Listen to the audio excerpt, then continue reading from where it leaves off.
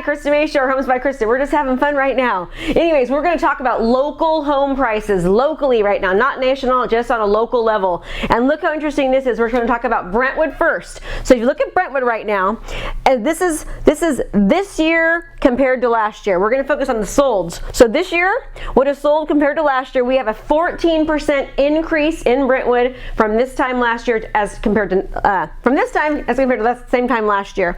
Now let's look at something else too. As far as what's sold just recently, average days on market is 27. Look what's happening now. As far as pending, it's going to 36. What does this tell you? It tells you the market might be slowing down a little bit, and I personally have noticed that in the real estate market. Locally again, meaning we're seeing a little bit less traffic and homes are staying in the market just a tad bit longer than they were about a couple weeks ago. Okay, so good news for Discovery Bay. Now we're focusing on Discovery Bay. So far all over East County, this time as compared to last time last year, we have increase in prices. So we have, if you look at what's sold from April 2015 compared to April 2016, we have a 16% increase from this time as compared to last time last year. And also let's take a look at something else. Let's look at the average days on market. You can see that we go from 33 days to 20 days. Again, what does that tell you? That we have a very competitive market. Things are moving very quickly. Now, it's a little bit different. You can see here we only have our 25-day difference from pending to sold. Okay, we have a 13% increase. So far, Antioch, Discovery Bay, and Brentwood all have very, very high increases, 13, 14, and 16%. I'll let you know what Oakley is next week because I was comparing the wrong graphs. So that's good news for us. We have a special guest, Debbi Galvan. She's with the Lamb Home Financial. We're going to be talking about right now loans, getting loans. What are we experiencing? What are we seeing? So Debbi, right now getting a loan is not the easiest thing. Why? The number one thing is we need to make sure our borrowers are fully credit qualified. Okay. So when you're going in for the pre-approval, you need to be prepared to bring in your tax returns, your W-2s, pay stubs, bank statements, everything. You name it. And tell your loan officer everything so they can figure out what needs to go into the credit history, the credit story, basically, that we're giving away to the underwriter. So one thing that we notice, because we work a lot together, is that buyers will come in and they'll say, oh, I'm great, and I have, awesome credit and this and that. And then when you start to dive into everything, you realize there's a lot more that they don't really take into account and think about when it comes into getting their loan. So you need to realize that your loan officer is going to continue to ask you for things because the underwriters are asking for more now. They are making sure that buyers are truly qualified. Right. Correct? Big difference right now between common sense and underwriting sense. So common sense to you, hey, I've had my business for a couple years, it makes sense, I'm successful, I'm making all my payments now, why wouldn't I be able to qualify? Where underwriting sense, we're going to actually look at tax returns and your cash flow and all of those things. So it's a big difference. Make sure we're getting really good pre-approvals up front.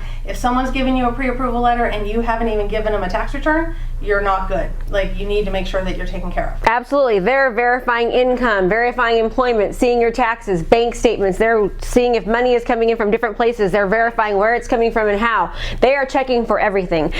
Even right now, when we've noticed a few times that buyers that actually own properties outright, they think, oh, I own it outright, it's worth, I have $400,000 in equity, but the bank sees it as a liability because of the taxes that you have to pay on it. So it's much different than you normally would think. Right, okay. absolutely. Any other things that you're experiencing difficulty with that we should, inform people about when they're thinking about getting a loan? I think it's really going to come down to the team that you're working with. You want to make sure you're working with a team that's trying to ask you for as much as possible beforehand, so that way when you're getting in the contract later, it's good. Like, I have a guy right now I'm working with, he's a little bit of a one-off as far as income, so we're going to send him into the underwriter before he goes off and falls in love with the property. Okay, that's excellent. Yeah. So here, It's important. as a listing agent, one of the things that we look at is we find that if they have TBD approval or if they have DU approval, TBD is the best kind of approval that you can get. It's already been completely gone through the entire underwriting process. DU approval is kind of not gone all the way, but they've inputted numbers.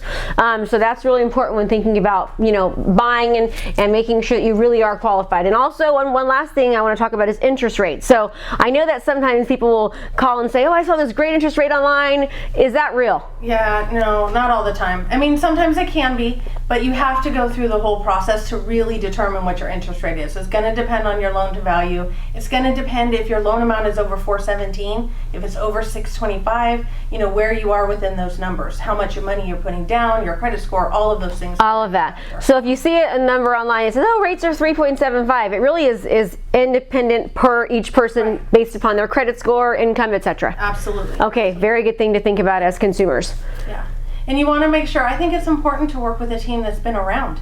We have a lot of people right now coming back into the market that maybe were in business back in 2005, 2006. You want to make sure that you're working with a team that's been through it all over the last 10 years, and we've seen all of the underwriting guideline changes. We've already made a bunch of mistakes in the past, right? So we're not making them again because we've already made them before. We're learning from our mistakes. Got it. Right. Okay. So I'm going to have you back on in the future because it was a wealth of information. We're making this short and sweet. And Debbi Galvan from Lamb Home Financial, I super appreciate you being here and helping us educate people in our East Bay area. Okay. Thank you so much.